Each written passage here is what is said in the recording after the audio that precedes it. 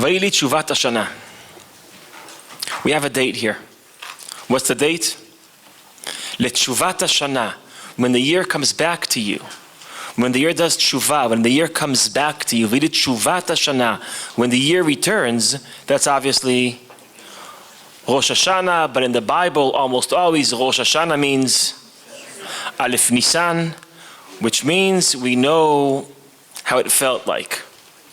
It's springtime, and according to this chapter, it really is spring. Vayili Tshuvat Hashana le'etzet hamalachim.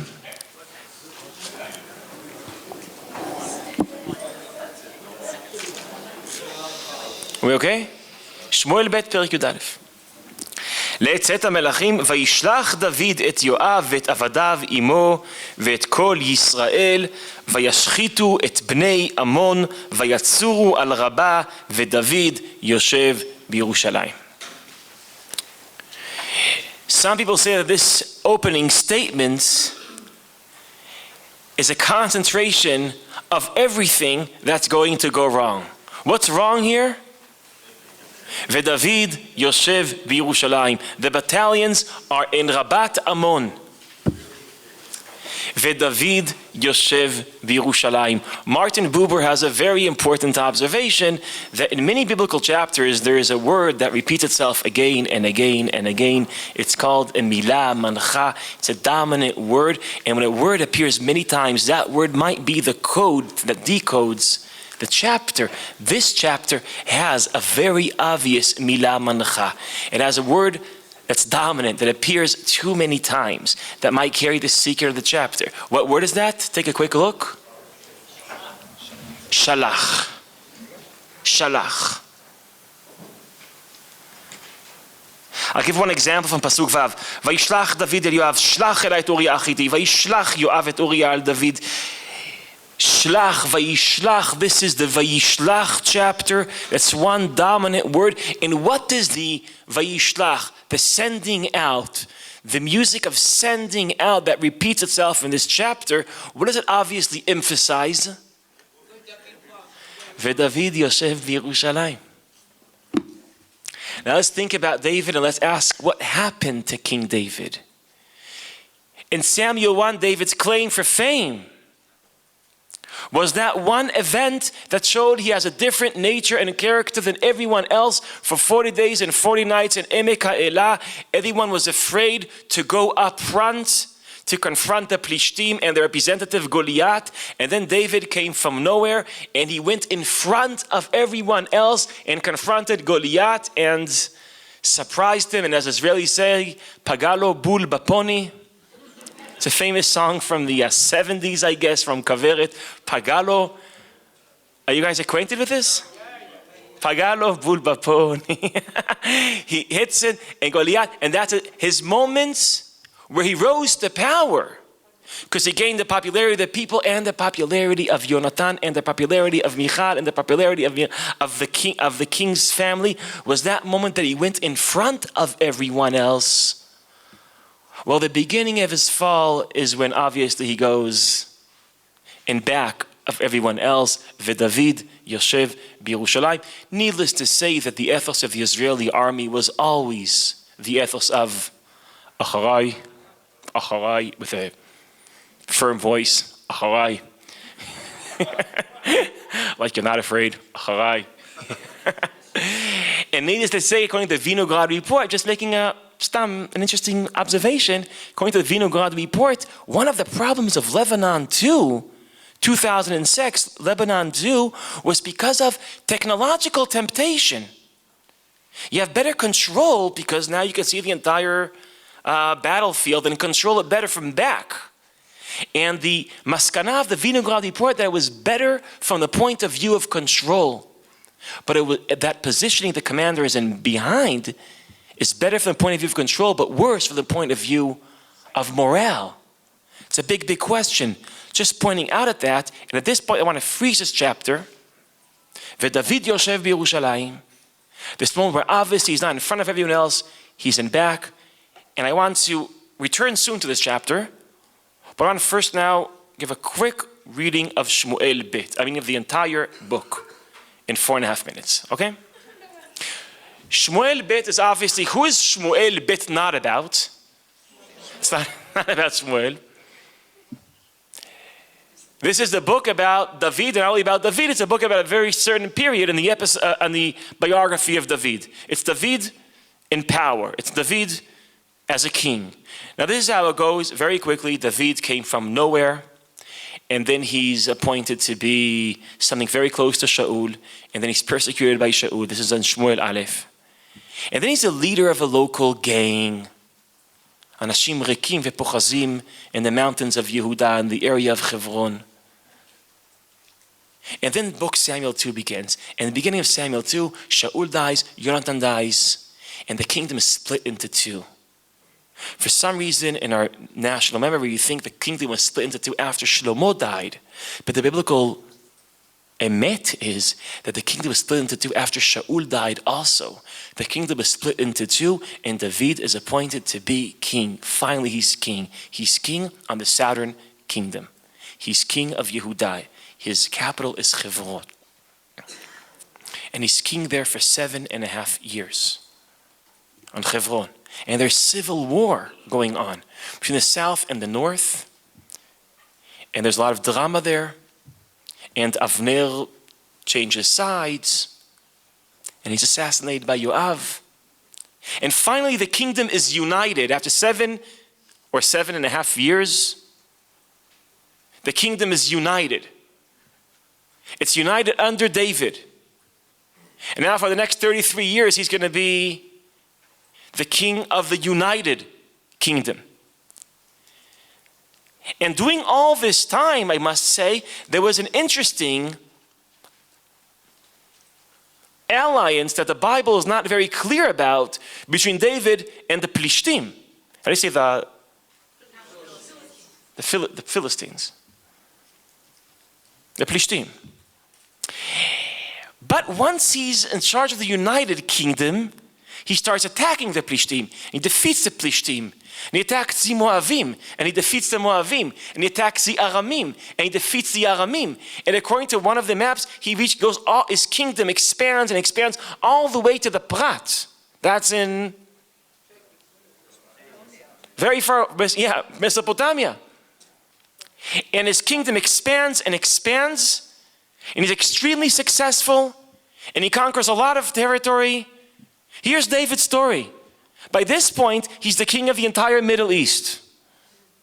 This is a story for being a king of a gang, to being the king of Hebron, to being the king of the United Kingdom, to being the ruler of the entire Middle East. The story of David is a story of a person that rose to power and expanded his power, and through that expanded his kingdom. And then something happens. Avshalom rebels against him. And it's a terrible rebellion.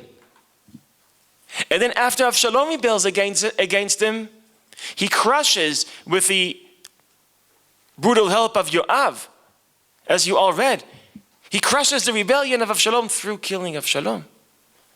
And finally that rebellion evaporates, and a new rebellion emerges. The rebellion of who? Sheva ben Bichri.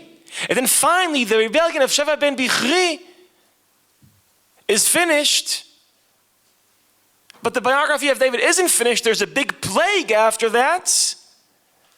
Then after the plague, the book is over. So if quickly we draw the graph of David for being the king of a gang, and then of Yehuda, and then of Yehuda and Israel, and then of Ammon, Moab, Plishtim, Aram, the entire Middle East.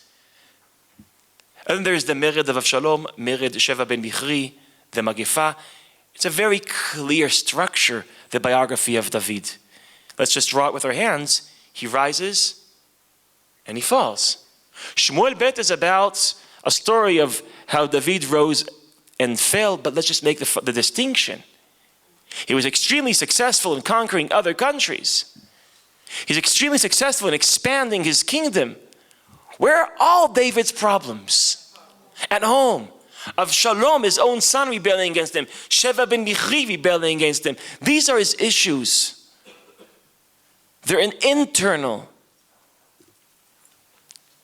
And I think Shmuel Bet makes it very easy on us. After we understand the structure of his biography, of him rising to power, and then being that his power and his success swallowed from the inside, I think Shmuel Bet makes it very easy for us to understand this book, because we could literally point out the time and chapter where everything started to collapse.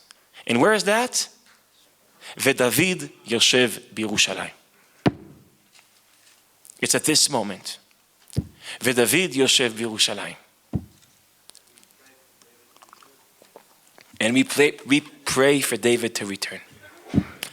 To return to, that's a good thought, because I think what you're saying is we pray for him to return for what? To sit in Yerushalayim.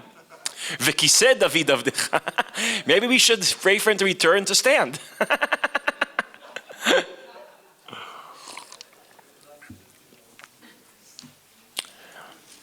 V'David Yoshev B'Yerushalayim. Here's a question, and this is a question that I can't answer, none of us can answer, but it is a classic dynamic that we also thought about yesterday. What happens when you're the victim of your own success? What happens when as a result of your success you become wealthy and, in Hebrew this sounds better, burgani? Yeah, you're enjoying your success. Now you're static. Now you're not in the move anymore. V'David Yoshev B'Yerushalayim. You're not cutting edge anymore, and you start collapsing. By the way, Chazal in a midrash. There's a nice midrash. It's not pshat, but it's very deep. בכל מקום שכתוב וישב. בכל מקום שכתוב וישב קופץ השטן ומקטרג. It's something about that vayeshev, sitting down, that the Bible doesn't like. כתוב וישב ישראל בארץ מגורי אביו. What happens right after vayeshev? Finally Yaakov is happy. וישב ישראל בארץ מגורי אביו בארץ כנען. What happens then? קפץ עליו רוגזו של יוסף. The whole Yosef story. It says, וישב ישראל בשיטים. ויחל העם לזנות אל בנות מואב. It says, David Yoshev B'Yerushalayim. There's something about the Vayeshev. The Bible doesn't like people being static.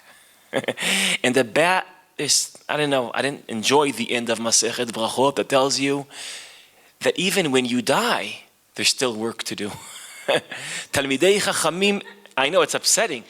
Talmidei Chachamim eile menucha lo ba'olam hazeh ve'lo ba'olam haba. It's better not to be an Am haaretz.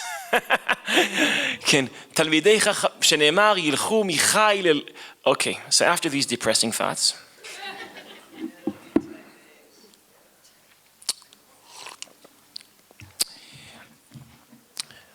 David's troops, David is now an anti-David. He turned his back to everything he used to be. He's in back and not in front. V'David Yoshev B'Yerushalayim. I'm continuing to read. Vayhi le'et ha'erev. Vayakom David me'al mishkavo vayitelech al gag beit hamelech. I want to notice something. Vayhi le'et erev vayakom David me'al mishkavo. Who has the privilege? I mean, usually you wake up in the morning.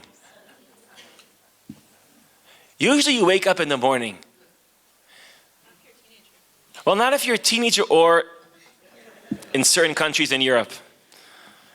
Vayhi le'et erev. He wakes up in the morning. How do you call that? The siesta, or in Yiddish, how do you call that? Yeah. So when everybody's not sleeping at nights, he wakes up from his, how do you call that? Schlaf. Yeah, he wakes up. So we already have a feeling of the decadence of David. He's sitting in back. He's sleeping in day by day. Chazal have an issue with that.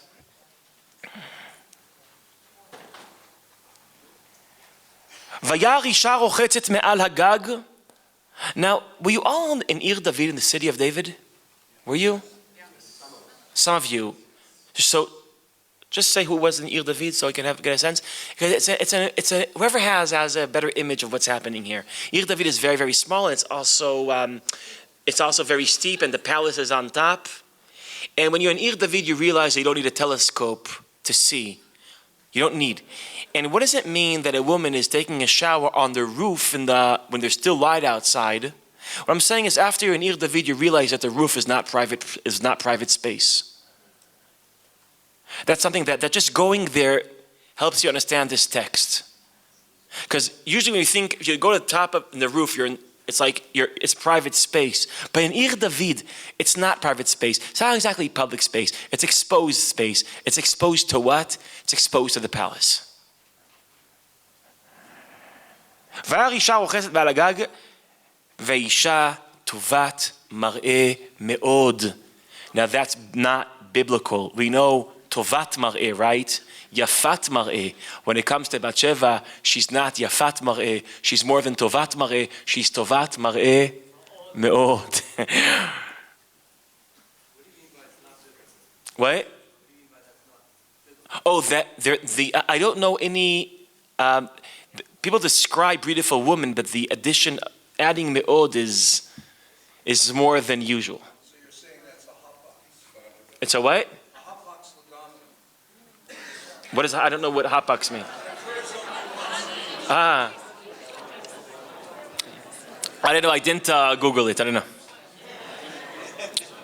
I think it's only one. וישלח דוד, וידרוש לאישה, he does a midrash, it's very nice. וידרוש לאישה, ויאמר הלא זאת בת שבע בת אליעם אשת אוריה החיתי. This is dramatic, because in the end of Shmuel Bet, we have a list of what's called Giborei David. His special secret unit, his warriors. And it's a very short list. And one of them is Uryah Hittite. So they're telling him that she's the wife of one of his greatest warriors. This morning I read something interesting about this. There's an opinion that Giborei David were his old-timers. This makes a lot of sense. The people who were with him back then when he wasn't king, when he was just in charge of a local gang in Hebron. It's possible that Uryah is one of his closest warriors. He's Giborei David. This is the information that David is receiving. That this woman he wants is the wife of a person that he knows very well, and even if not, he knows that he's one of his greatest fighters. That doesn't stop him. וישלח דוד מלאכים ויקחיה ותבוא אליו וישכב עמה והיא מתקדשת מטומאתה. What does it mean שהיא מתקדשת מטומאתה?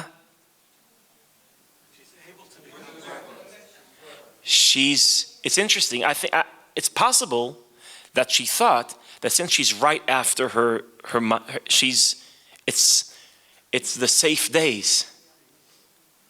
It's the safe days. Maybe that's why they weren't careful. This is what someone calls, as a joke, the Chinese shita. Because look how many people you have in China. It doesn't always work.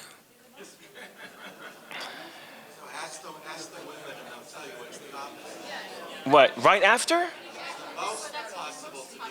No, I don't think they practiced Sheva Yemei. No, this isn't Takanat Rabbi Zeira.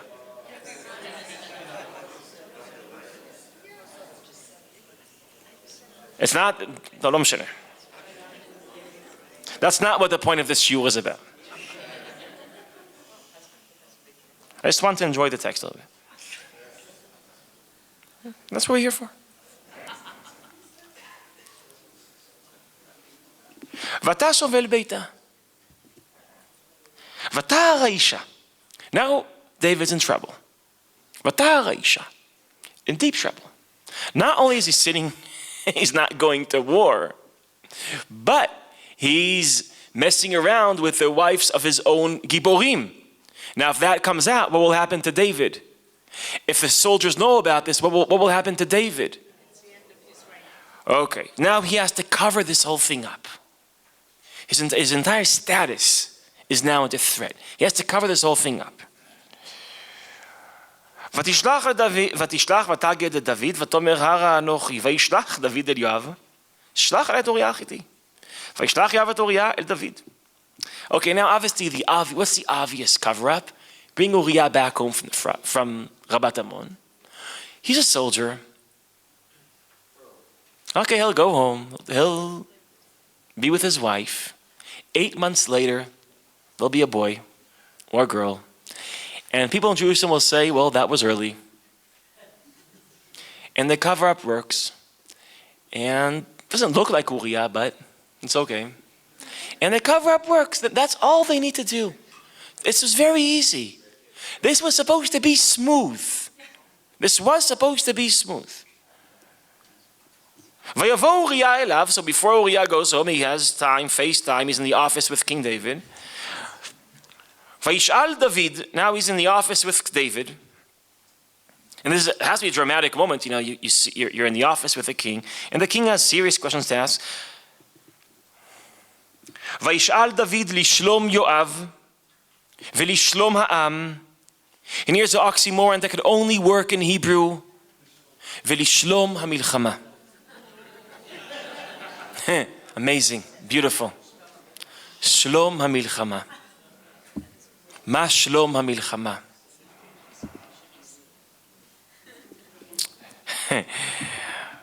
Vayomer David leUryah.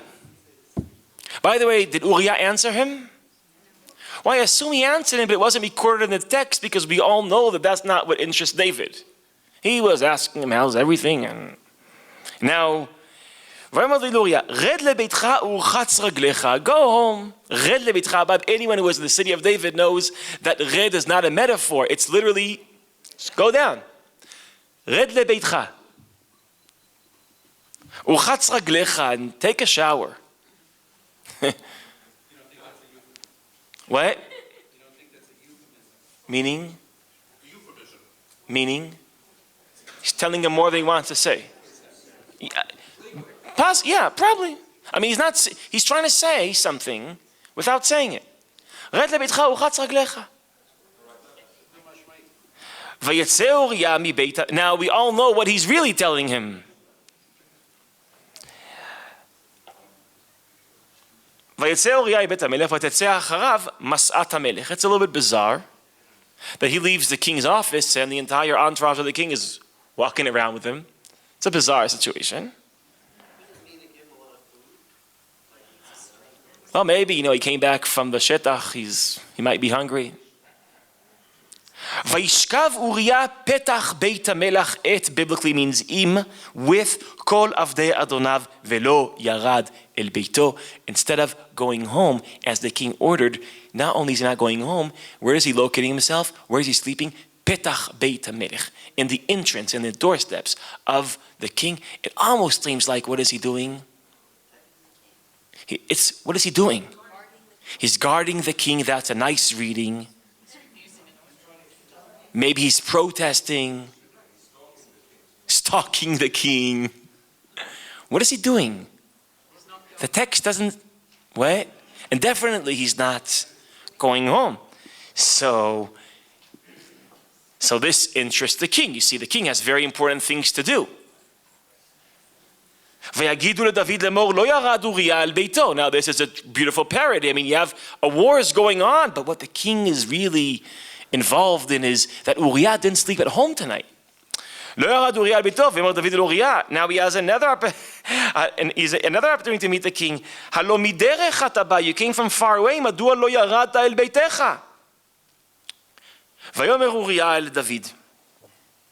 this is an unbelievable monologue. You can already tell that even under David, the kingdom is not completely united because the armies are separate of Israel and Yehuda. Ha'aron, which proves that in the time of Shlomo, it's not that the kingdom was really divided. It proves that in the time of Shlomo, the kingdom what happened after Shlomo died, I don't know why I'm talking about this, but I'll just say it, is that the kingdom just failed to unite. That's the story. It's not the story of a division of the kingdom. It's about the failure of the attempt to unite the kingdom. That has nothing to do with now. Ha'aron v'Yisrael v'Yehuda yoshvim basukot. Sukkot is, as you know, well, it's not that thing with Isrim Tefach and Schach. Yeah. Sukkot is exactly how Chazal put it, dirat arai. It's where troops sleep in a battlefield. It's what we call today in Tzahal, ohalei sadeh. Let's put it this way, it's very crummy conditions. It's very crummy conditions. It's very tough. It's not easy to sleep bashetach, in the field, with the troops under fire. And that is what he's telling him. Ha'aron v'Yisrael v'Yehuda yoshvim basukot ve'adoni Yoav.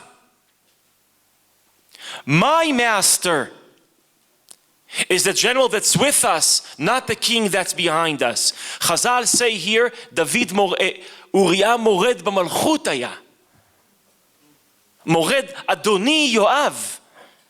Ve'avdei Adoni al pnei hasadeh chonim. They're all out there in the field. Ve'ani avo el beiti le'echol ve'lishtot. And now he's actually saying it. Ve'lishkav im ishti chayecha v'chei nafshecha im eseh et hadavar hazeh. There's something about Uryah's experience, where he experiences life. Is it that I could only understand because I had the zchut in my life to meet people like this. People like this. That you have such deep solidarity with your troops and soldiers and generals. When they're out there deep in Lebanon, that when you come home and you're enjoying yourself, you have guilt. You can't enjoy yourself when you know that that your best friends are in an ambush in the Litani. You can't. I mean, that doesn't characterize all the soldiers. Actually, I remember myself doing everything I can to enjoy myself and try to forget about all that stuff. But the best soldiers are the ones that don't have a good time when they're out of the war zone. They don't have a good time because their heart is with the soldiers.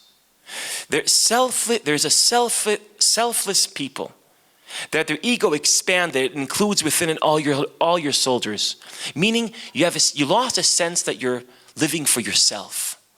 You're living for something greater than you, and the bond between you and your general, like your Av and Ha'am, and it's people sleeping in ohalei sadeh. You can't just go and enjoy yourself. This tells us something about the character, about the nature of this great warrior, Migiborei David, of Yoav ben Suriyah. So David realizes that the cover-up failed. That Uryah is too great and too sophisticated to pull this trick on him. Now I assume that we don't really know if Yoav knows, and if Uryah knows the truth. And I assume that also Uryah doesn't really know. The text here, I think, as ambiguous as we are, if he knows, that's probably his ambiguity. Is ambiguity the right word here? Okay, I'm doing good. And what can I tell you? This is where David really goes bad at this moment. When he realizes that his cover-up fails, he moves on to cover-up number 2. And cover-up number 2 is as following. I'll stop reading now, let's start taking this in a quicker pace. He writes a letter to Yoav, telling Yoav, send Uryah to the deadliest front you have. And how does David know that cover-up number 2 will work, that Uryah will die? And I guess how the cover-up work, nobody will know that he went home, he didn't go. It will somehow work. And he will die, I'll get rid of him.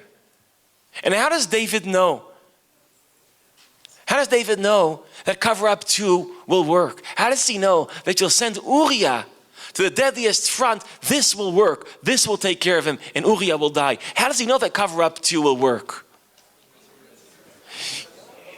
Because of all the reasons that cover-up 1 failed, cover-up 2 will work. Because he realizes the greatness and the bravery and the solidarity of Uryah, and he knows this is, using an Israeli metaphor, the kind of soldier that will jump on the hand grenade if is needed. He's not living for himself, and when things are not easy, he's the one that will sacrifice himself. From everything he learned in cover up 1, he's using against him in cover up 2. From all the reasons that cover up 1 failed, cover up 2 will work. And the sad thing and the cruel thing is that David was right. But David, when he's cruel, he does it with literary sophistication. It's not enough just to kill Uryah. He writes a letter telling Yoav to make sure that Uryah dies in the battlefield. And who gives him the letter? Uryah. He has all these messengers, but he decided that this time the messenger of the letter that's supposed to lead to the assassination of Uryah will be Uryah. Because he has class, King David. So now Uryah has, these are the sources we didn't use. Now Uryah has a letter of self-destruction in his hand that he brings to Yoav. And Yoav gets it. And he sends him to the worst front, and obviously the great Uryah is the victim of his own greatness as a warrior. And Nathan the prophet really nailed it when he said, Ata haragta, says to King David, et Uryah, you killed Uryah, becherev bnei Ammon. We usually see it's all reversed. Usually we're supposed to pick up our swords against our enemy. We use our warriors against our enemy. King David used his enemy against his warriors. He didn't lift his sword against the enemy. He used the sword of the enemy against Uryah. He realizes that he uses his enemy as his vehicle to kill his own soldiers. Ata haragta et Uryah becherev bnei Ammon. It's just amazing Hebrew also, by the way.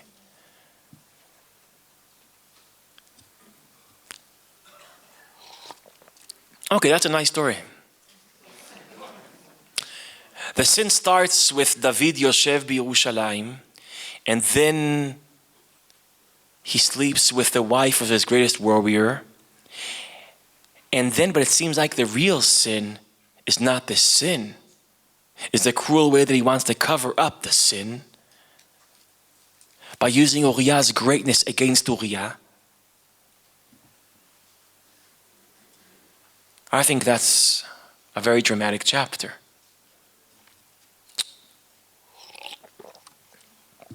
Let's end here. Stam. That would be a nice, a dramatic ending. Okay, now from this point on, his entire biography changes. And I want to quickly read his biography and then ask some questions about his biography. The next scene, quickly I just want to go through his biography, everything that you read. Next scene, after Nathan comes and tells him and he gives him his nevuah that someone will come from within you will rebel against you, and what will be what will he do? An act that will express the rebellion, that will sleep with your pilagshim. I never know how you say that in English. Pilagshim. Yeah. Le'einei hashemesh hazot. And Nathan does that. And then there is all this very, very peculiar behavior of David. Then there's Amnon and Tamar. And I want to say one thing out of Amnon and Tamar because I want to share here a thought that we'll use later on. Since David has many wives, we don't know how many, the Talmud says 18. When you have many wives, so you have a situation where some of your children are in the family that you have full sisters and brothers, and you also have half brothers and sisters. So Tamar is the full sister of who? Avshalom, and a half sister of Amnon, and Amnon has a terrible, crush is a bad word, we'll say it anyway, a terrible obsession. Okay, thank you. Yeah, crush is like high school and nice, and yeah. He has but there was another word here, I need just one person to say it to me. Infatuation? Oh, that's a little cute also? Okay, obsession. So he has an obsession for thank you, Dechagav. He has an obsession for Tamar, and then he gets advice how he could be intimate with Tamar, and he gets good advice. He fakes to be sick, and Tamar comes, and she bakes cookies for him, and then he rapes her. But what's interesting for me here is does he react emotionally to his own crime? Vayisna'eha Amnon sin'a gdola. It's described how much did he hate her. His obsessive hate could only compete with his obsessive love. He hates her now more than he ever loved her. And my question I want to ask here and keep on in the air is the following question. The Amnon syndrome, why do we have a tendency to despise our victims? Why do you hate your victim? This reverse psychology, you think because you hate someone, you make him your victim, but the Amnon psychology is because he's your victim or she's your victim, you hate her. Why do you have to see the worst in your victim? Because if you don't completely demonize your victim in your own eyes, you can't live with yourself.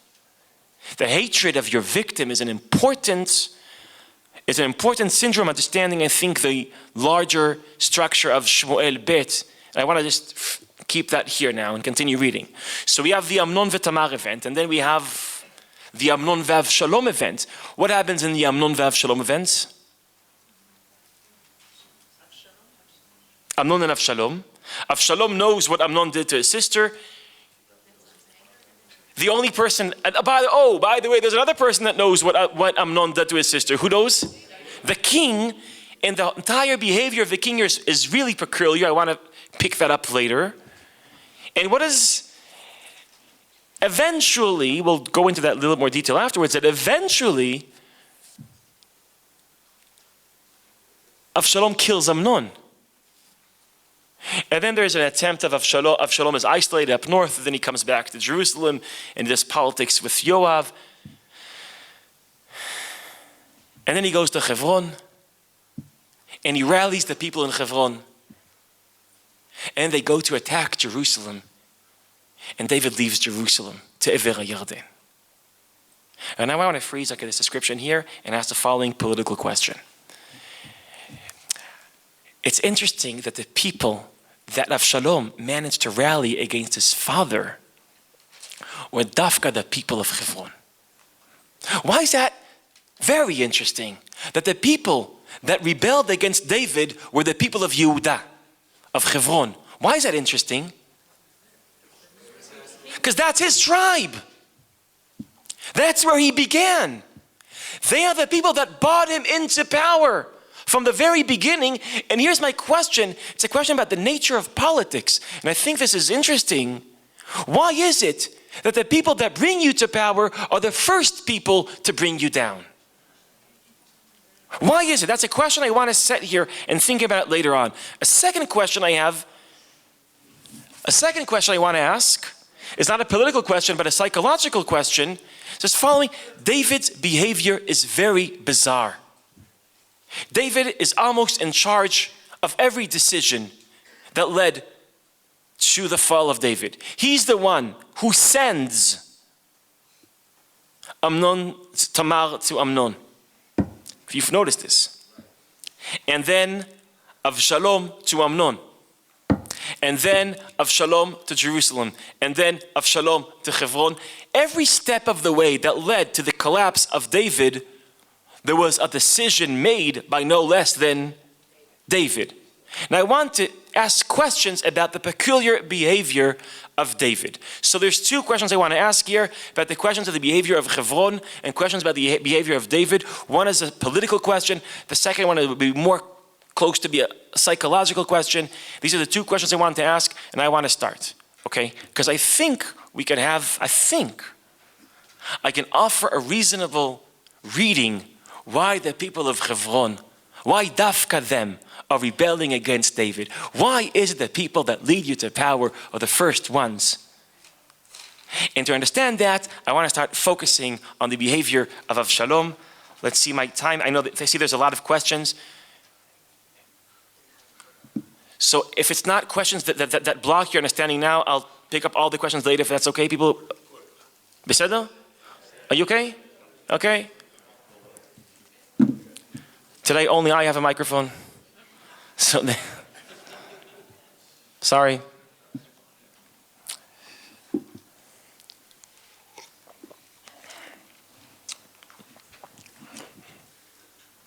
So what do we have here? Avshalom, in a very interesting moment. I want to focus on Avshalom and then about Hebron. I want to analyze two images we have here. Avshalom, and you read this, what does he do when he comes to Jerusalem in front of the king's palace? What? No, that's when he enters the king's palace. He takes the concubines up to the roof and he does whatever he does with them. But before he goes to Hebron, before he rebels, he's more than obvious in his behavior. What is he doing? He's standing in front of the king's palace, and what is he wearing? He's wearing royalty, and he has susim. He's looking presidential. But not only is he wearing all king status, which is by itself very obvious behavior, making it very clear what his attentions are, he's doing something a lot worse. What is he doing? Any person leaving the palace, he says, if I was in the palace, you'd be right. I'd be on your side. Now that's what Israelis call cheap popularity. And it's interesting behavior. It's interesting political behavior. And it's the following dynamic, and some people wrote about this even though you don't have to write. It's very, very obvious. It's the following dynamic that in politics, it's very easy to become powerful when you don't have any power. And the reason why you can become powerful when you don't have any power is because people that have power also have limited power. Therefore, there's always a symmetry between the image of their power and the real amount of power. They have limited resources. That's the problem when you have power. When you're not in power, since you have no resources, you can create the image that you have unlimited resources. Like if I go now, I go to the government and I think we need more money for the educational system. And the economists say, yes, but we also need lower taxes. And the health system comes around and says, yeah, but we need more investment in our hospitals. And then obviously the soldiers say, well, we were 3 years in the army, we want to be taken care of, put through college after the army. And the thing is, the people in the opposition, they could promise every one of them everything. We'll take care of the soldiers and we'll take care. And why could they promise every one of them everything? Because they have unlimited resources. Why is that? Because they have no. That's why you get powerful from the opposition. But when you have resources, if you'll give money to the soldiers, well, you might have to raise taxes. And if you won't raise taxes, you have to, the teachers won't be, so the hospitals will, you always, when you're in power, you let so many people down all the time. This is the classic move of cheap popularity. When you have nothing, you could promise everything. But when you have something, you could promise nothing. There's nothing you can really give. Somebody wrote about this, that on every public job, there's 20 people think that they deserve that job, but there's only one problem. When you're in power, you can give this job to one person. As a result, 19 people think you made a bad decision, that you made a bad decision, that you're corrupt. And the one person that got the job doesn't think that you were nice to him. What does he think or she think? Well, it's because of me, because I deserved it. I don't know if I have time for this, but I want to share with you an image I have when I'm reading Avshalom. And I want to say, stam, for whatever it's worth, but I want to say beforehand that I have, I'm not against Netanyahu, I have an admiration for Netanyahu. I want to say this because I have a strong image that happened to me that helped me understand the dynamic of the fact that resources are limited, but when you don't have them, they're unlimited. That political dynamic. In 1996, in the famous elections of Bibi versus Peres. Remember those dramatic elections? In Israel, they were very dramatic. That was the evening that, as Israelis say, halachnu lishon im Peres, kamnu im Netanyahu. That's what it was. We went to sleep thinking Peres was the prime minister. We wake up with Netanyahu. That was our parallel to Gore, Bush, 2000. It was... Yeah, you didn't have, for you, yeah, it was a little more complicated. And I remember a few days before, till today, I remember a few days before the elections, I was out of the army and I was in a base somewhere and I walking down Emek Rephaim, and I remember seeing Bibi Netanyahu, not metaphorically, literally kissing babies. And everybody was drawn to him because it was interesting, and I like to say I was cool and I didn't, but I was. And I go in, and I remember he's like, and then someone said, and I remember this very, very close, it says that, you know, they closed down the sniff, the branch of Bnei Akiva in Baka. And Bibi said, when I'll be prime minister, we'll have many branches of Bnei Akiva. And then once someone said, you know, there's also a problem in the Tzofim, in the Scouts. And he said, you know, that's because the left-wing government doesn't like when I'll be prime minister. So I felt like, well, there were many snifim of Tzofim. That was so impressive. And I remember thinking to myself, wow, let's ask for a lot now. He has everything. By the way, the Scouts are still have budget problems and this, but this is the image of the politician doing obvious politics, cheap popularity. Is something that we could all recognize a mile away. Avshalom is doing this behavior, wearing the status symbols of the king in the entrance of the palace. And I just want to ask you an obvious question. Is David noticing this? That his son already started, he didn't have to go to Hebron to start the rebellion. He's doing it in the entrance of the palace. But it's his son. Okay, you're asking a very, very powerful question. But it's his son.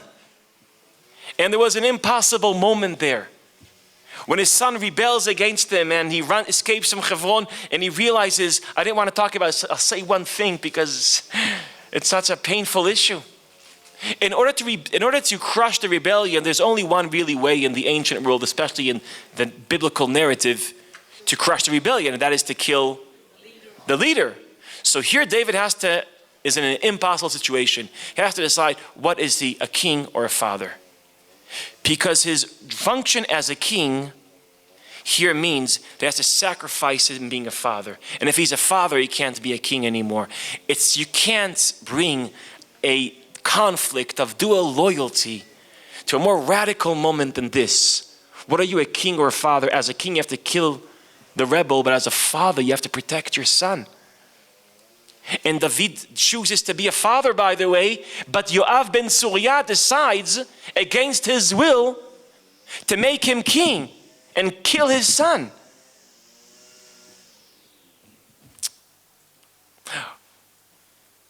Okay, I want to go back to Hebron. So why is it that the people in Hebron accept the rhetoric of this populist, of Avshalom? Why do they accept it? Why are they so accessible? Where does the anti-David aggression in Hebron come from that Avshalom knew that they'll go there and cash it all in? How does he know that? And I think we don't need to speculate about this, because I think the Bible exposes the aggression of the people of Hebron, of Yehudah, and it comes out after the rebellion. It comes out after the rebellion. It comes out in the end of chapter 20.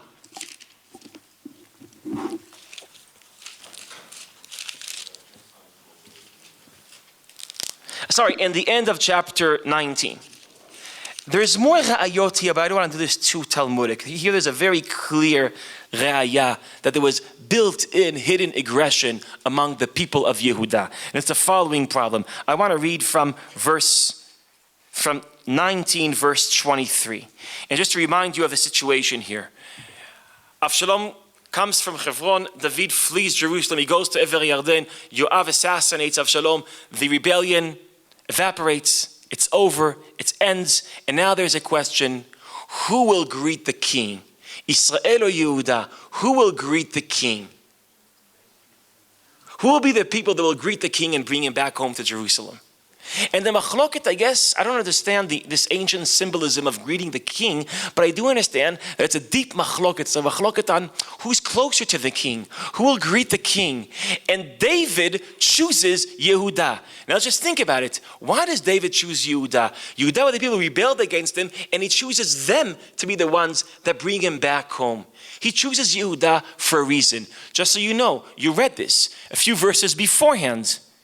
He sends a message to the people in Hebron saying that Amsa ben Yeter, another Hebroner, another person from Hebron, another person from Yehudah, will be a Sar Tzava, will be a Secretary of Defense.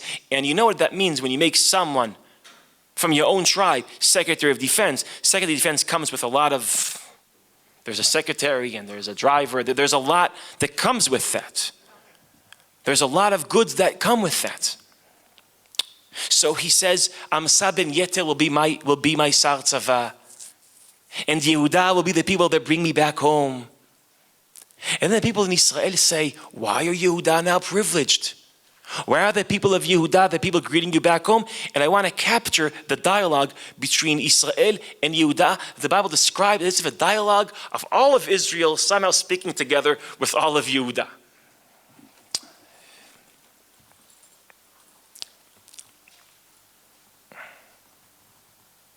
I want to read from verse 41, okay? 1941. Do you have it? ויעבור המלך גלגלה וקימן עבר עמו וכל עם יהודה ויעבירו את המלך וגם חצי עם ישראל. והנה כל איש ישראל באים אל המלך. כל איש ישראל, I don't have that, it's possible, but כל איש ישראל באים אל המלך ואומר למלך, מדוע גנבוך אחינו איש יהודה? ויעבירו את המלך ואת ביתו את הירדן וכל אנשי דוד עמו. Now there's the other side to this dialogue. Vayan kol ish Yehuda. They're all now have one voice. Vayan kol ish Yehuda al ish Yisrael. Ki karov hamelech elai. That's saying in English, what do you mean why we're the ones to greet the king? He's one of ours. He's from our tribe. Ki karov hamelech elai. Now I think we have an outburst of years of accumulated aggression. ולמה זה חרה לך על הדבר הזה? האכול אכלנו מן המלך for all these years, damn it. אכול אכל מן המלך biblically means, did we get any special funding all these years? Did we? Obviously expressing their expectation. We should have. Im niset nisa lanu. That's the other side. Nesiut in the Bible means prestigious jobs. Were we ever privileged by the king that's one of ours? Did we get special funding or special jobs? Nothing for all these years. I think we're listening now in their monologue to the northern tribes. The reason why Avshalom knew that Hebron is where he could rally the people against the king. What did he know he has in Hebron? A group that's angry at the person that was one of them. You say one of them? One of them. And rose to power and forgot where he came from. They had expectations that when one of them will come into power, he'll take care of them. But David decided he doesn't want to do nepotism. He doesn't want to take care of his own tribe. He wants to take care of all tribes. He wants to be the king of kulam, of everyone. Now this is one of the reasons why the people who bring you to power are the first ones to bring you out of power, because the people who bring you to power have expectation to enjoy the fruits of power. And when they don't, so what happens? They're the first ones to bring you down. You ever think about the dynamic why a year, 2 years after a campaign, there's leaked about corruption in the campaign? Who are the people leaking the issues, the corruptions in the campaign? Who are the people?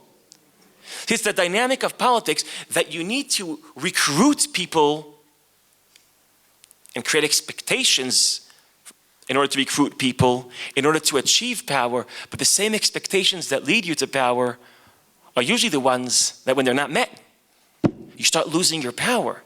Now here's the thing, so what was David supposed to do? Maybe now he thinks after the rebellion, he does tshuva, oh, by the way, what's the worst thing that David did to the people of Hebron? The worst thing, the most dramatic thing he did. He didn't do anything. What? He didn't do anything. No, actually he did something negative. He located himself in Jerusalem, took the capital away from Hebron to Jerusalem. It's not the capital anymore. So one of them goes to power, and as a result, they lose their power. So obviously, King David now does tshuva, and he's radiating to them, okay, you're the ones greeting me back. I'm taking care of my own tribe now. Don't worry. Don't rebel against me again. And it seems like he's being smart politically, taking care of what Americans call his base. But then something happens. I'm skipping now to 20 verse 1. ושם נקרא איש בליעל ושמו שבע בן בכרי איש ימני ויתקע בשופר ויאמר אין לנו חלק בדוד ולא נחל על בן ישי איש לא עליו ישראל ויעל כל איש ישראל מאחורי דוד אחרי שבע בן בכרי ואיש יהודה דבקו במלכם. Now he's their king מן הירדן ועד ירושלים. So what just happened to David? He finally noticed he was wrong for being everyone's king and not giving privileges to his tribe. So he gives privileges to his tribe, and now what happens to him? He loses everyone else. You see, it's almost like, in Hebrew there's a metaphor, I hope this works in English, where in a cold night there's a small blanket. And if you cover your head, you're cold in your feet, and you cover your feet, you're cold in your head. It's like there's a political blanket as a small blanket. If you want to be the king of everyone, you lose your base, and if you give privileges to your base, you lose everyone else. Why did David fall? Why did David fall? David fall because it's impossible to govern Jews. Actually, that's wrong. I said that because David fell. Maybe something in the nature of politics. It's the nature of power. That the moves you make to achieve power will always be the moves that you will suffer from when you have power. Now, how do you overcome this? How can you both satisfy the expectation of your base without and with overcoming the suspicion of the rest that you'll be a tribal king? How do you overcome that? How do you juggle that? The truth is, it's impossible to juggle that. There's one person that can. Who can do that? The person who could promise everyone everything. Only the person that's not powerful could overcome that. Avshalom, the amazing thing about Mered Avshalom, he manages to rally Hebron, but you see also people from Israel joining him. Why can Israel join the person that promises Hebron that they'll be privileged? Because Avshalom has no problem promising everyone everything. But when you're in power, it's a zero-sum game. If you take care of your tribe, you lose the rest. Take care of the rest. You have Mered Avshalom when you don't take care of your tribe. And you have Mered Sheva ben Bichri when you do. Okay, that's one reading I'd like to introduce to the fall of David. I'd like now to introduce a second reading to the fall of David. Okay?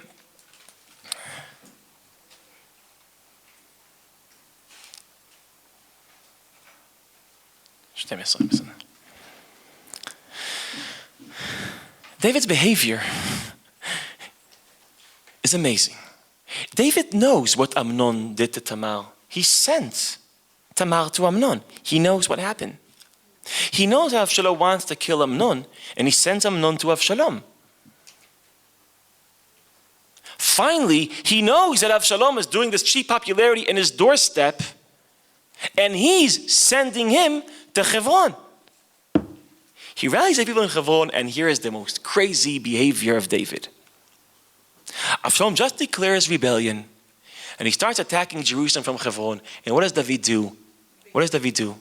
You read this? With no dilemma. He says, you know what? Let's all leave. It's an anti-Davidic impulse. Not to stand up and fight, but to leave. The only time he runs away from a battle is when the battle with his son. You can explain it like you want to. He doesn't want to fight his son. That's true. But I think there's something else here. Because the most bizarre part of his behavior, he leaves everyone and then he keeps the Pilagshim to guard the palace. I guess he taught him karate or something, because they're the special commando units that all the Chayalim leave, but he asks the women, the Pilagshim, to stay and guard the palace. Now, I don't think he was being feministic by doing this. He wasn't all, gender studies by doing this.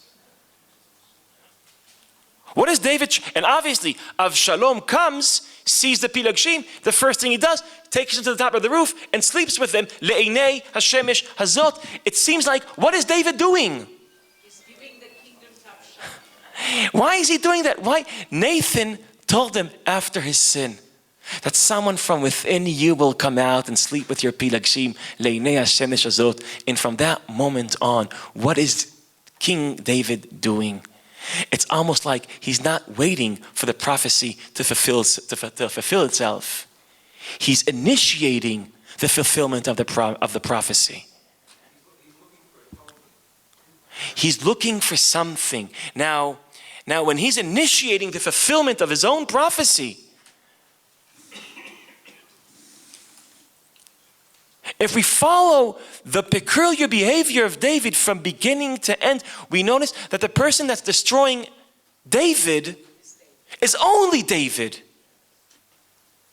Noticing everything and making every wrong move, and then finally waiting the rebellion outburst. He leaves everything, leaves the concubines, the Pilagshim, making sure that Nevuat Natan will fulfill itself. What is David doing? In his behavior with Uryah, an interesting reading of what he did with Uryah might be reflected in what he's doing now with himself. I thought about this a lot this morning. It just hit me this morning. That David is repeating Shaul's behavior. When Shaul wanted to get rid of David, what did he do? How did he seduce him? He said, you want my daughter Merav? No problem. But how does he seduce him? Go find me 100 erlot plishtim. Go kill 100 Philistines. Now what does he think? How is he's going to get rid of David? Using the power of his enemy, of the Philistines, to kill David. I think that sounds familiar, Nachon? That you want to get rid of someone, you send to the battlefield hoping that your enemy will get rid of you. This irony that you send someone to kill the enemy, but you hope that the enemy will kill him. David is repeating, now as we know, sometimes it's the nature of violence.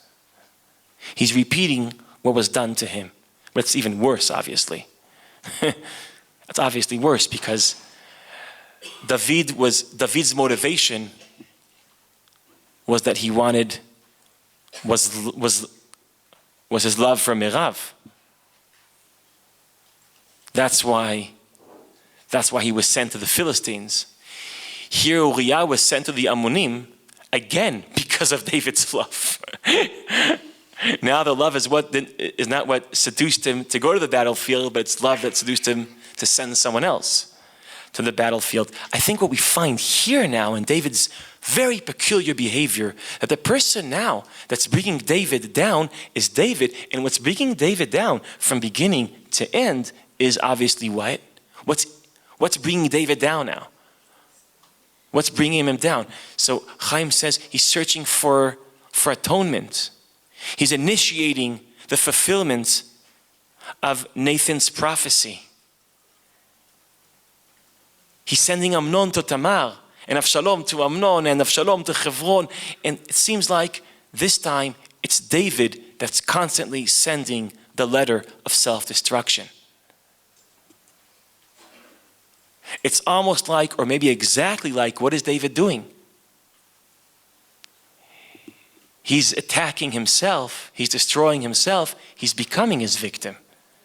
He's identifying with Uryah.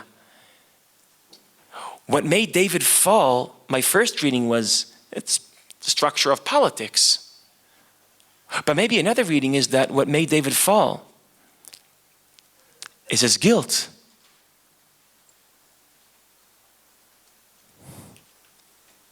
He's bringing himself down. He's identifying so much with his victim that now he's imitating his victim. Now he is his victim. Now he is sending the letter of self-destruction. In the book of Shmuel Bet, we have two cases of having victims. One is Amnon and Tamar, and the second one is David and Uryah. And they're both, excuse the judgmental language, they're both very obsessive.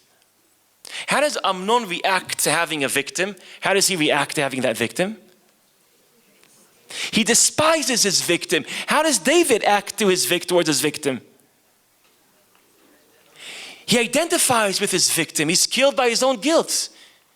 His violence is, Amnon's anger is channeled towards his victim.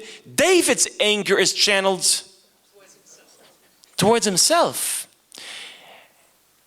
The Amnon syndrome is a very interesting and yet not surprising syndrome, that you have to hate your victim. Because some interesting writings about this by Alan Finkielkraut, the interesting French intellectual, which is very interesting, by the way. And that, why do you have a tendency to hate your victim? It's an interesting case of cognitive dissonance. It's a very interesting form of cognitive dissonance. You hate your victim because if you were very cruel to someone, after you do that, why is it a cognitive dissonance? You have to start seeing the worst in that someone. Why? Or else you can't live with yourself. You have a tendency to see the worst in our victims, which obviously, because now I hate my victims, so I'm more cruel to him. Because I'm more cruel to him, the cognitive dissonance works more. So you're shoved in to this dynamic where Aveira goreret Aveira. What's interesting, by the way, there's in the Sifruta Musar, there is the opposite reading of the relationship between going out of your way for someone and loving that someone. It's not only because you love someone, you'll go out of your way for him or her, but it's the opposite. If you go out of your way for someone, you notice that you start loving that someone and seeing the best in it. The Admor Mikotsk says that that's the relationship in Hebrew that doesn't work in English between kirva and hakrava. And in English doesn't work because English just doesn't work. Close and sacrifice are just different words. But in Hebrew, kirva and hakrava are the same words, and says it's not because you feel close, you sacrifice for someone. It's because you sacrifice for someone, you start feeling close. That's the reverse Amnon syndrome, what the Kotzker is speaking about. But the Amnon syndrome is because you're mean to someone, you hate that someone. And the Amnon syndrome, which seems so natural,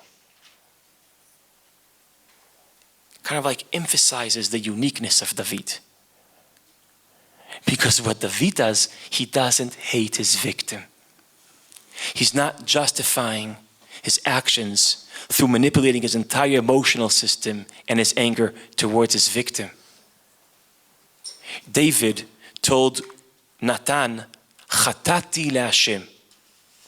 But Chatati LaHashem was more than words for David. His entire psyche now is into that guilt. Now he's his own enemy. Now he's imitating his victim. Now, radically identifying with his victim, he's the one sending a letter of self-destruction. Chazal say about David that he's mekim ula shel tshuva. The greatness of David is not the fact that he didn't sin. The greatness of David is the fact that he managed not to be shoved into the dynamic of sin. That he managed not to despise his victim, that he managed to escape that syndrome, that he managed to recognize his mistake, Chatati LaHashem, and internalize that almost obsessively. Not almost, obsessively.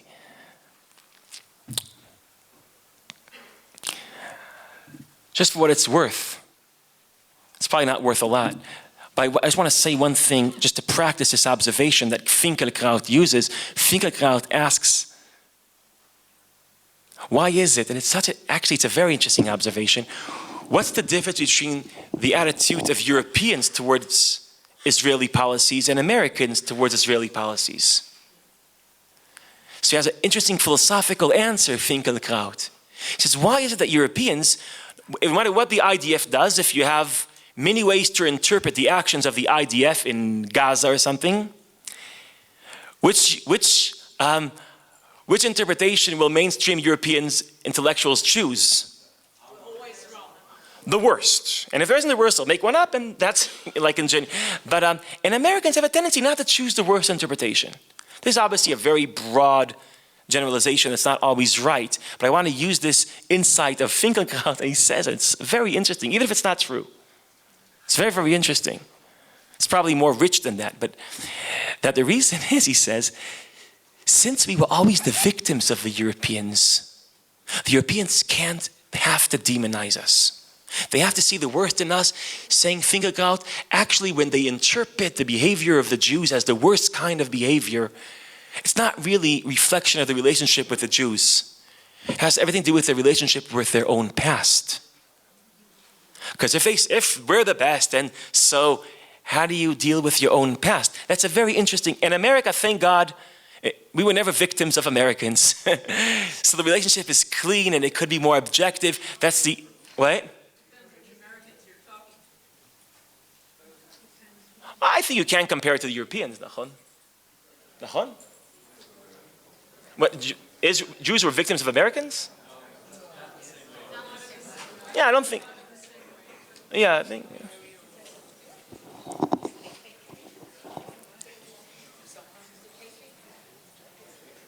Okay, maybe that's too sensitive.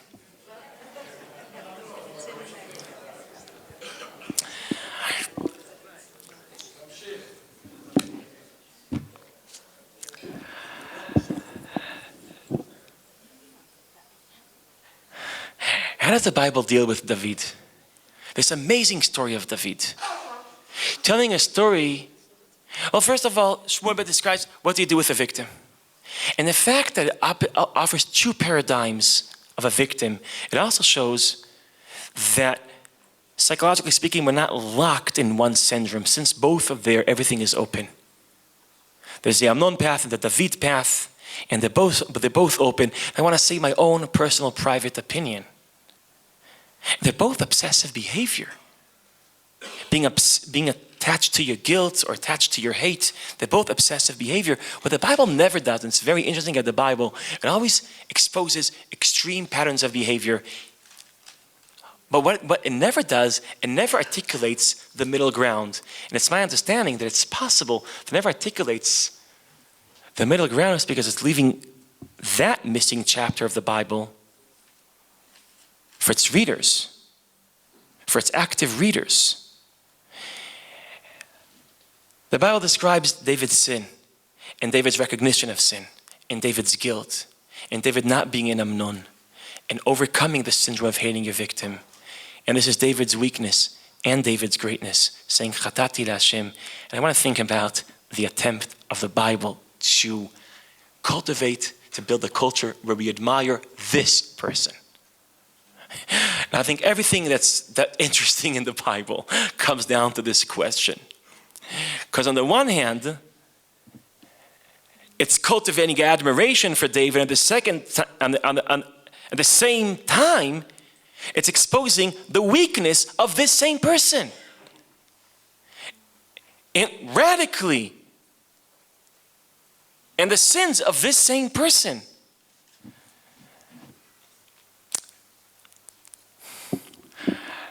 There was a interesting and important book that came out a few years ago, The Beauty Myth. Maybe some of you read this book, by Naomi Wolf. It's a very important book, and one of our arguments is that our aesthetic taste is being manipulated by consumerism. Slowly but surely, we all have the same taste of what does it mean to be beautiful. And by the way, that taste, that flavor of what does it mean to be beautiful has larger impact on female than on males, because females are, so Naomi Wolf writes, are much more represented out there. You open a newspaper, you see pictures. It's much more female represented. You use more females to sell cars than men, or to sell, I don't know, cell phones. Now it's a question, why is it that you use this? Now, and she also argues that the models that they use are so different aesthetically than any other person in the world, but even different than the model herself. Naomi Wolf argues, because there's all this, manipulation with the camera. So you have this beauty myth, this platonic image of beauty. And people are addicted to saying that's beauty, that's beautiful. And as a result, this is a terrible insight, but I think it's true of Naomi Wolf. As a result, people are more ugly. People are less aesthetic. Why are people less aesthetic? Because when you walk down the street in Emek Rafaim and you see a person, so you're constantly comparing that person to the beauty myth that you see all over, that its representation is inflated all the time. So we don't compare people to people around the block. That's how it used to be like. And so we always experience the aesthetic gap when we see people. Meaning consumerism, this is her interesting critique of consumerism and the kind of society that it creates. Consumerism makes us all less aesthetic, because we're constantly experiencing the aesthetic gap between us and the perfect images out there. I think this idea of Naomi Wolf, which is radical and interesting and enlightening, has something to do with an insight of Nietzsche, Friedrich Nietzsche. Nietzsche asks, what happens when you read a book with holy people, perfect images? What happens to you? What happens? So I would say, just like Naomi Wolf says, when we see constantly the beauty myth, the aesthetic perfection, we feel ugly. When we see people that are perfect ethically, we always experience an ethical gap, not aesthetic gap, that's Wolf, an ethical gap between us and these perfect personalities, which means being exposed and having a culture that as inflated image of a perfect personality injects a sense of being a sinner all the time. Foucault has a cynical reading about this. He says, well, obviously, religions have an interest to making you feel like a sinner, because the more you are a sinner, the more dependent you are on the people who have a monopoly over forgiveness. So the more you are a sinner, the more the holy people have power. That's a cynical reading. I don't want to go into Foucault now because he's maybe overkilling this point. But just to stay for one moment with Wolf making this aesthetic argument of what consumerism does to our self-esteem, our aesthetical self-esteem, and then ask, what do hagiographia, the kind of literature that describes perfect human beings, what does it do to our ethical self-esteem? I think what's interesting about the Bible is the following. What the Bible does is when you read the Bible, you don't experience a tremendous ethical gap between you and its heroes.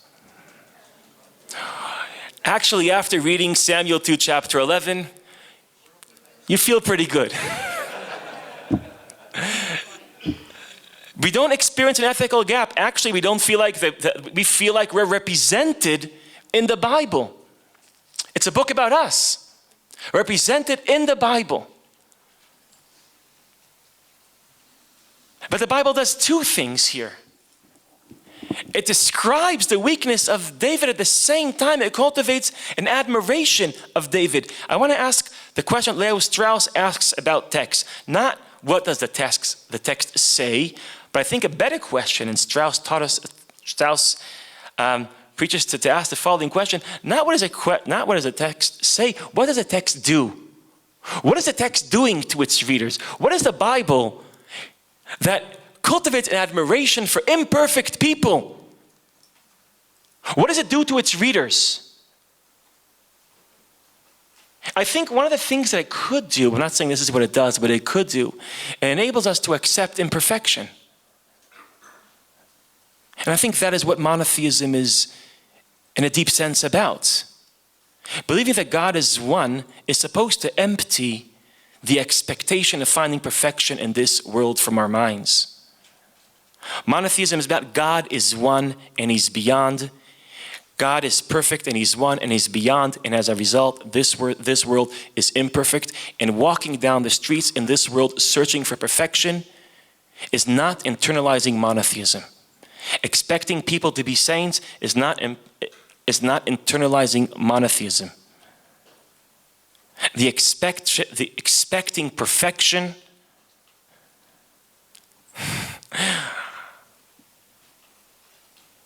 I know this is being filmed, so I could say less. But a good friend of mine, I like to think he's not a monotheist in the way he dates women. Because I think the reason why he never gets married is because he's always searching for someone perfect. I'm serious now. That's not internalizing monotheism. 20th century, you played unmonotheistic politics, searching for perfect ideas. But 20th century, we were searching for perfect images and personalities. That's seduction for perfection. Seduction for attaching yourself to perfection. That's a seduction that monotheism is trying to overcome. And the technique that the Bible is using is not through persuasion. It's not Plato. It's not making an argument. It's telling a story about David and creating admiration for him, and not because of perfect, but although he's not perfect. And as a result, maybe what this text not says but does is that a result of this text could be an acceptance of being imperfect. And here I want to quote my teacher and my rabbi, David Hartman, which writes in his book and taught me once very passionately that in the Tanakh it says, "Ve'achalta ve'savata uverachta." You eat, you're satisfied, you're full, and you bless God. Gemara and Brachot say, okay, how much do you have to eat in order to bless God? Kazait or kabeitza? So here's an interesting question. Has any one of you, were you ever full after eating an olive? And this is where David says, you make a blessing even when you're not satisfied, when you're not full. The Torah is about accepting imperfection. If you have to be full and satisfied and perfect to make a blessing, I think that's not an internalization of the uniqueness of God. Uniqueness of God is called differently. Perfection is not out of our reach. And in that sense, I hope that the Bible could create a climate, it could, now I'm speaking in different language, could create a climate where the Bible is about a story about the failure of our personalities. And that's the most powerful iconoclasm act of the Bible. Iconoclasm, when people break down idols. But the greatest idols is our attempt, is our seduction to think that they're perfect human beings in this world. Yesterday I spoke about perfect ideas in this world. And how do you do that iconoclasm? You speak about David and Kised David of Decha Meira Letuchat Achin. Say this David that we're yearning for and admiring. It's the David we learned about today. But his greatness is not that he didn't fall, that he knew how to deal with him falling. He knew how to deal with him falling. In a world, I just want to say one last thought and then open this all to your questions. I think I swallowed all the time today. I'm sorry. You know what? I have one more thing to say. I won't say it. Maybe towards the end. And maybe we'll swallow 5 minutes from the Afsakah so we can have time. Is that okay with you guys? Yeah? Beseda. Please. Maybe, יש מיקרופון? או שכבר אין? כן. Okay. You want to take mine? You okay? No, it's not going to work. Yeah. Yeah. I want to ask you something that maybe I didn't hear, but I didn't feel that you addressed, was David knew what Amnon did to Tamar. And there is silence in the biblical story. And one reading I learned was that was why Avshalom went after his father, because his father was a dysfunctional father. Interesting. Regarding Amnon, that maybe he didn't want to do anything to Amnon because Amnon was, firstborn. But he didn't stand up for his daughter Tamar, who was raped by his son. And the Bible is absolutely shtum. So where is David taking responsibility for this sin of his, as David is father and David is king? Well, first you could say he continues to sin. This is why I said that obsessing guilt doesn't bring the best out of you either. Overcoming guilt turns into obsessive hate, but obsessing the guilt also doesn't bring out the best behavior. But he doesn't obsess. He stops functioning. Yeah, he stops functioning. From the moment he says, Chatati LaHashem, he's not the same person. He's not the same David. He doesn't have the same tact, the same class, the same impulses. He's not the same David. So I agree with you. There's something, that's why I said I think that the way I choose to read this is that they don't show David's reaction to his victim as the right alternative to Amnon's reaction. I think they're both obsessive extreme reactions, and the Bible never articulates the healthy middle ground. The healthy middle between Amnon and David, for example, in this presentation. Yes? The issue that he wittingly orchestrated all of that. I mean, I hear what you're saying about the Pilat Shor. That does seem like his engineering. In those other instances, he says that he's a dupe. He's a dupe when it comes to Avshalom. And he's a dupe when Avshalom wants to go to Hebron. He's got to make a net, just like Uryah was a dupe. Exactly. No. I think that the better and more nuanced trading way the following, just like Uryah knew and didn't know what was going on, David knew and didn't know. He is, like you're saying, he is becoming his victim. Is it b'chavana, not b'chavana? Is Uryah know what it says in the letter? He's becoming Uryah. He's not despising his victim. He is his victim now. Yes, Chaimke.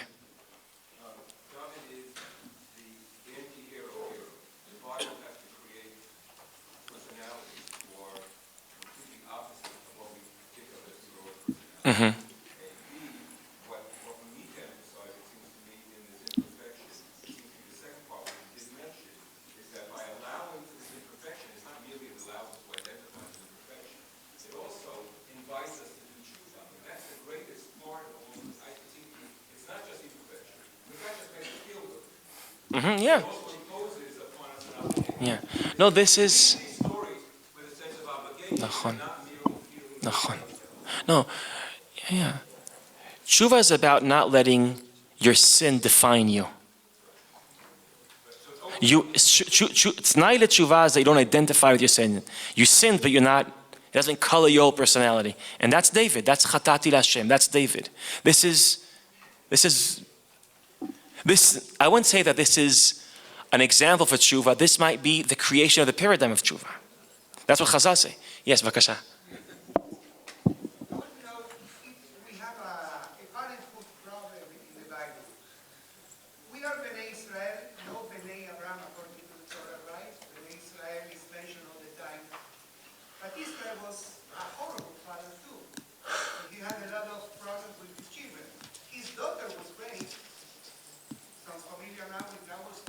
Yeah. He did absolutely nothing. It was the brothers taking care, like in our story.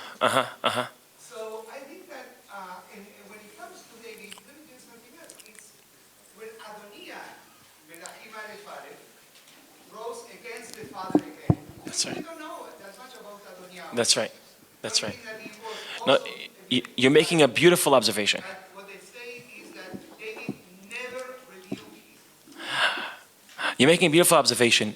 The Bible is filled with terrible parents. But also, let's say, Plato promotes terrible parenthood. Plato in the Republic promotes a world where you separate yourself from your children. And also, and in other cultures, many times are an attack on parenthood. For the reason that you want to cultivate a loyalty to an idea. Parenthood is always dangerous because you feel more close to your children or your parents than to the idea, if it's the revolution or if it's the perfect state, and so forth and so on. In that case, the Bible is not different than other cultures, but it's extremely different for the following reason. Plato promotes terrible parenthood.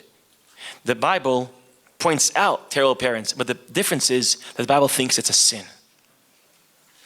The Bible thinks it's a sin. The chiddush of the Bible is not that great people are bad parents. We know that. Great people have a tendency to be bad parents. They're married to the revolution, they forget their kids. That's not a chiddush. The chiddush is that the Bible thinks that's not good behavior. That being a parent comes first. That's a biblical chiddush. Okay. Okay. Bringing up a challenging topic at the very end. Yeah. What about God? I mean, to me, the key chapter. I thought this was about God. End, Oh. when what David does is displeasing, is bad, not even displeasing. It's not displeasing. What he did was bad. Okay. And there's this whole sort of Greek tragedy that is set up. Yeah. Where David's sin is, the sin is not going to be upon David, but he is going to have to watch this thing that he has constructed so carefully come apart before his eyes. So for me, a big message here is nobody We have to finish? is above God's Okay. power. I think we have to finish. Your question about God, that's exactly what I want. That's how I want to end this conversation. So I'll take okay. So I'll take one last question. It seems like you're the most motivated. I worked so hard, I was trying not to take it personally, so thank you very much. I wanted to suggest that the initial idea was that David was incapable of handling success. He was incapable of handling his success. My question is it possible to consider this entire conversation in light of the possibility that maybe he didn't want this success, which is reflected in the story of Shlomo HaMelech, who's the first pure, successful individual in the Bible. Beautiful. Mannion. Ends the mandate. David's rejection seems like Hatati Lashem seems to mean like something along the lines of, I am an offering because I am dead on the altar of my own unwillingness to participate. The rest of it makes perfect sense. I didn't ask for this. I'm stuck. I just wanted to think from the Mehatchalah, can you reimagine that story as reflected by Shlomo HaMelech? Maybe.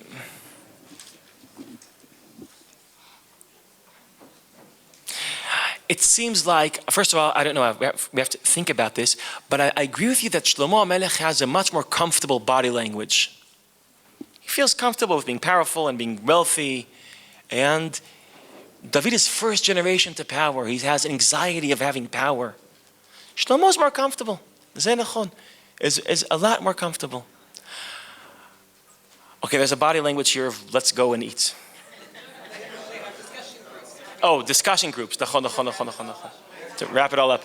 So can I relate it to God? Okay. I want to say three things. Well, the first thing I wanted to say is that this was very special for me, so toda rabba. I worked very hard on this, and toda rabba. This was...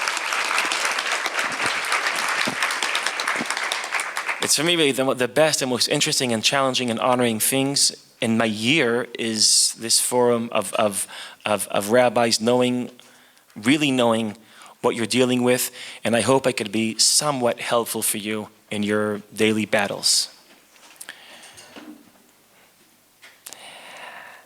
Now, after speaking about you, I want to speak about God, okay?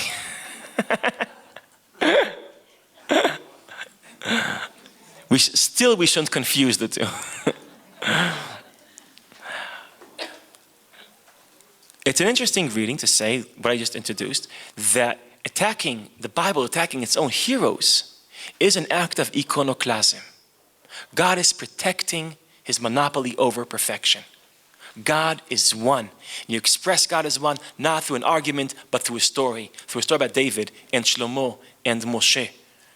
That's what you do. And that's how you're protecting God, the monopoly of God over being God. He has no competition. The Bible constantly destroys competition for God.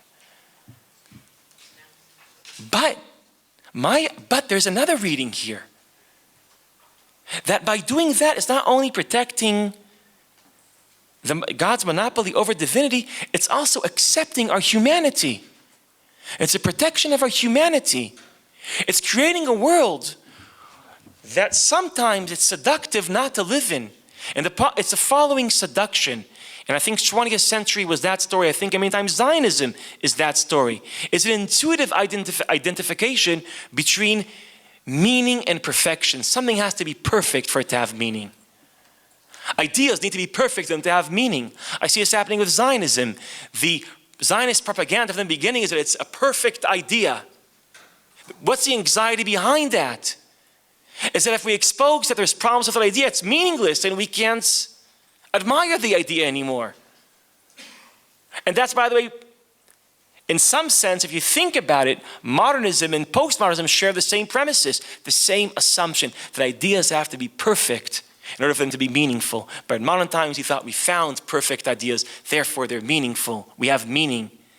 In postmodern times, there's a sense, well, all ideas crash, they're not perfect, therefore there's no meaning. We're living in an all or nothing world. I think the Bible is introducing a third paradigm that's more radical than modernism and postmodernism together. It's more radical. It's saying, yeah, something can have meaning even if it's not perfect. Hebrew is interesting. Hebrew is very interesting. Because when you meet someone, you say shalom. Shalom, as you know, is perfection, but it's not a description. It's a prescription, right? It's a ichul. How do you say ichul?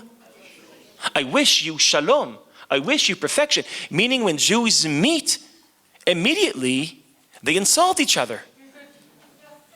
We're telling each other that you're filled with weaknesses and faults. That's you shalom.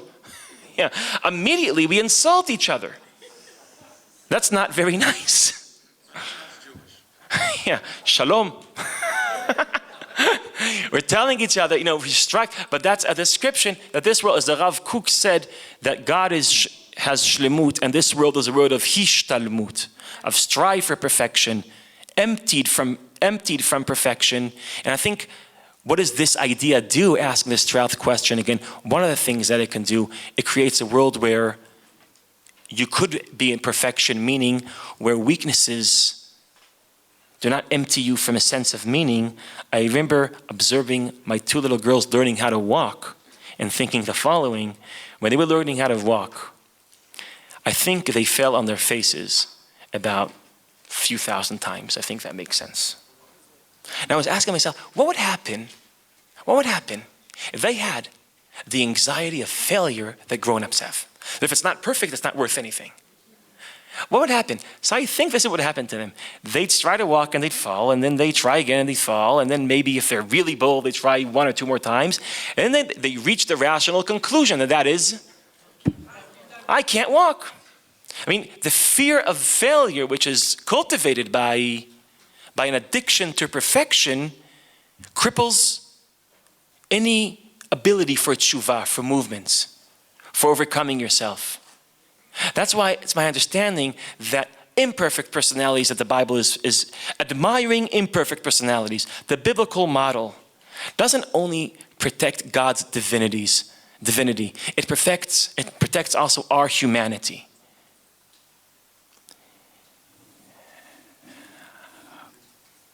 We read 10 chapters, but tried to uncover an entire book of Shmuel Bet. And we offered a political reading. David failed because of the structure of power. And we offered a psychological reading. He failed because he defeated himself. And let's say the obvious, a theological reading. He failed because God punished him. I think that's also a reading of Shmuel. You're right, it's also a reading of Shmuel. It's the reading of Shmuel. I just want to ask, does the theological reading contradict the psychological reading? Does that contradict a political reading? Here's the thing about the Bible, like the oracle in Delphi, only answers what you ask, right? When you come to the Bible with a political question, that's the answer you'll get. When you come with a theological issue, that's the answer you'll get. When you come with a psychological answer, that's the answer that you'll get. But the Bible has a tendency not to answer questions that you don't ask. And we experimented here in three different readings of Shmuel Bet, but maybe it's more than readings of Shmuel Bet. Maybe what the Bible does at its best, it's like I think my time is up. 10 minutes ago. So where the Bible, right? There's, okay, I'll just say one last thing. I understand that in Japan there's temples, and the temples in Japan are built like the temples in Jerusalem. Where you go, there's a chatzer, inside a chatzer, and the more you go towards the center, from one chatzer to the next chatzer, the intensity of the kedusha grows. But in temples in Japan, just like Jerusalem, the same architecture, where you go in deeper and deeper, and the intensity of the kedusha goes. But in Japan, when you go into the Kodesh HaKodeshim, to the Holy of Holies, lifnai v'lifnim, where the most concentration of holiness exists, there you find a mirror. Which is, I think, very interesting. When you go into the Holy of Holies, what you find in the end is yourself. My question is the Bible a Japanese temple? Meaning, when we dig into the Bible, do we find ourselves? And I think that Parshanut sometimes is about finding yourself, but sometimes also about overcoming yourself and seeing something that's other than you, that challenges you, that you don't agree with, that changes you. After all, in the heart of Beit HaMikdash in Jerusalem, in the Holy of Holies, Lifnai v'Lifnim, there isn't a mirror. There's a Seret HaDibrot. There's a voice of the transcendent God trying to demand something from human beings. Toda Rabba.